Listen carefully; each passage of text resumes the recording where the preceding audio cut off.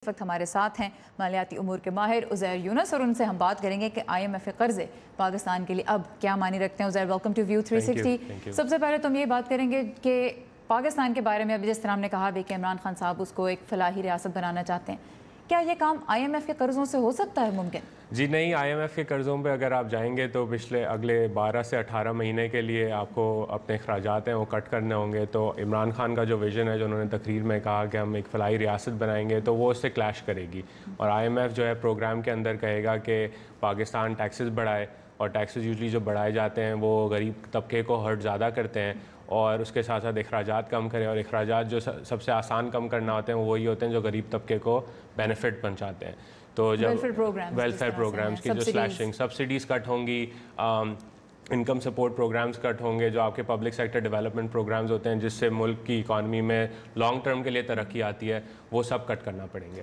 اچھا، پاکستان میں جو دفاعی بجٹ ہے وہ مجموعی بجٹ کا کافی بڑا حصہ ہوتا ہے، سب سے بڑا چنک اسی طرف جاتا ہے، اور یہ ایک حساس موضوع ہے پاکستان میں۔ IMF کیا اس حوالے سے بھی کوئی بات کرتا ہے پاکستان سے؟ نہیں، IMF اس بارے میں پاکستان سے کبھی کوئی بات نہیں کرتا۔ 13 پروگرامز ہو چکے ہیں، اور 13 کے اندر ہی کبھی یہ نہیں کہا گیا کہ دفاعی اخراجات کم کیے جائیں، اور اس کی وجہ یہ ہے کہ سویلین پارلیمان کے اندر ہی ان کو اس بات کی ڈبیٹ کرنے کی اجازت ہی نہیں ہے کہ دفاعی اخراجات کیا ہیں اور کیوں کیے جا رہے ہیں۔ تو جب تک وہ بات چلے گی نہیں پارلیمان کے اندر، تو IMF اس کے اندر کوئی دخل اندازی نہیں کر سکے گا۔ اچھا، ابھی ہم نے یہ بھی دیکھا، کل ہی ہم نے اپنے شو میں بھی یہ خبر کور کی کہ امریکی وزیر خارجہ مائک پومپیو نے ایک بیان میں کہا کہ امریکہ کہے گا IMF سے کہ وہ ایسے قرضے نہ دے کہ جن سے پاکستان چین کے قرضے اتار رہا ہو۔